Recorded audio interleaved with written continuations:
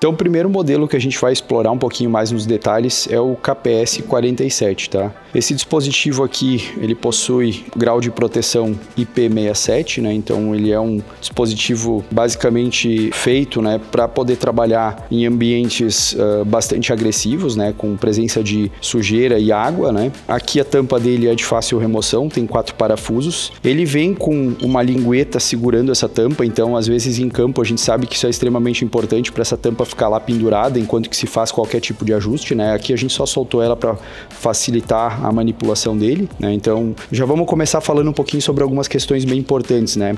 Todos os pressostatos da Danfoss, eles trazem algumas informações, né, dentro da própria tampa, tá? Então vocês vão ver que tem algumas variações, mas esse aqui, por exemplo, está trazendo as informações, né, das capacidades dos contatos elétricos, né, tanto para cargas resistivas como cargas motóricas ou em corrente contínua. Então existem os limites de corrente e de tensão que devem ser obedecidos, né, para tu não ter problema com esse contato elétrico ao longo do tempo de uso, né?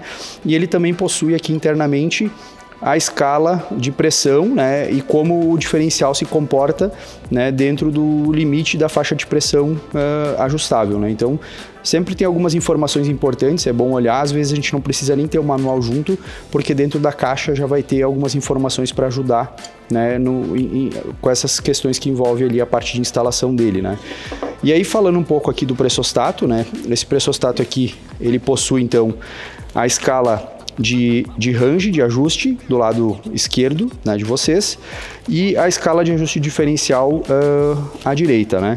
Ele possui 2 parafusos para fazer esse ajuste. A gente vai fazer esse ajuste na sequência. Agora, nesse primeiro momento, a intenção é só mostrar mesmo o mecanismo, né?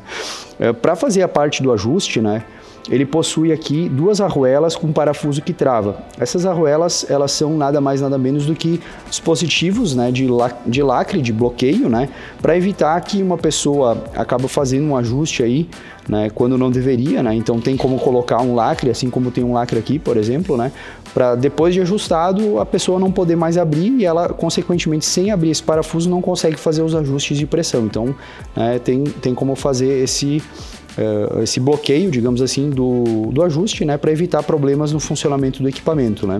Aí, voltando aqui a falar um pouco da parte da escala, essa régua aqui, é importante a gente falar que ela é uma régua que, na verdade, serve de referencial, né? Então, não existe uma precisão absoluta sobre essa escala, nem mesmo sobre o ponteiro, né? Vocês podem ver que ele tem uma espessura razoável, né? Então, a recomendação é de que o ajuste seja feito sempre acompanhado de algum manômetro, né, para checar se a pressão que está, né, na régua está equivalente ali no equipamento, tá? E esse manômetro, a recomendação é que ele seja calibrado, né? Aqui a gente tem então a parte do contato elétrico, né, onde a gente tem os 3 contatos, e na própria capa de acrílico aqui a gente tem o número de cada contato, né? E no próprio borne, onde estão os parafusos também. Então a gente tem aqui as numerações, né, para saber qual é a função de cada um dos contatos, tá? Então aqui a gente tem os contatos elétricos disponíveis, né? A gente tem o contato 1, o contato 4 e o contato 2, né? O 1 é o contato comum, né, onde a gente normalmente coloca a alimentação. O 4 é o contato aberto e o 2 é o contato fechado. Então, como é que normalmente ele vai se comportar, né? Quando a gente tiver alimentação e o sistema estiver com uma pressão baixa, no caso, ele vai ficar no estado que ele está agora, né? E o contato 2 vai permanecer fechado e o 4 vai permanecer aberto. Quando eu chegar na pressão ajustada, né, esse contato vai inverter. Então, o contato 2 ele vai acabar abrindo e o contato 4 vai acabar fechando. Então, basicamente, é essa a função para fazer a inversão, né, quando chegar na pressão que foi ajustada, no caso, né? Então, para falar um pouquinho das características desse modelo específico, que é o KPS-47, eu vou falar sobre a faixa de pressão. Então, esse KPS-47 aqui, ele pode trabalhar de 6 a 60 bar. A pressão diferencial é de 3,5 até 17 bar.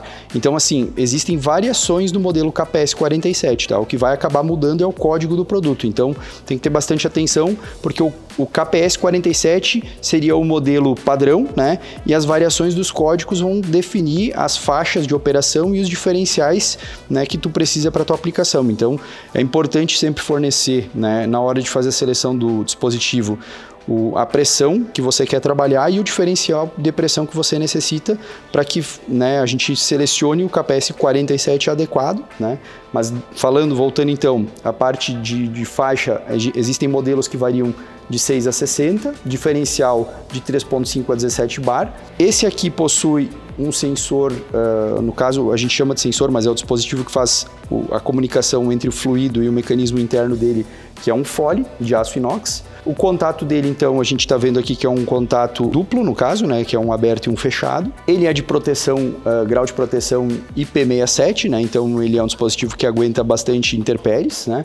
O rearme dele, no caso aqui, é um rearme automático, então toda vez que chegar na pressão máxima ajustada, ele vai inverter o contato e reduzindo até a pressão diferencial ou chegando até a pressão máxima ali, ele vai fazer a reversão desse contato.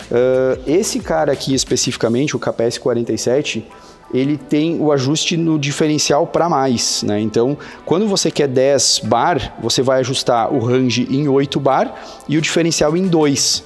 Então, a soma desses dois pontos vai ser o ponto de mudança do mecanismo, né? O ponto de comutação do contato elétrico, né? Então, ajusta em 8, põe mais 2 de diferencial e quando chegar em 10, ele vai fazer a comutação do contato. Ao reduzir para 8, ele volta a fazer a comutação, né?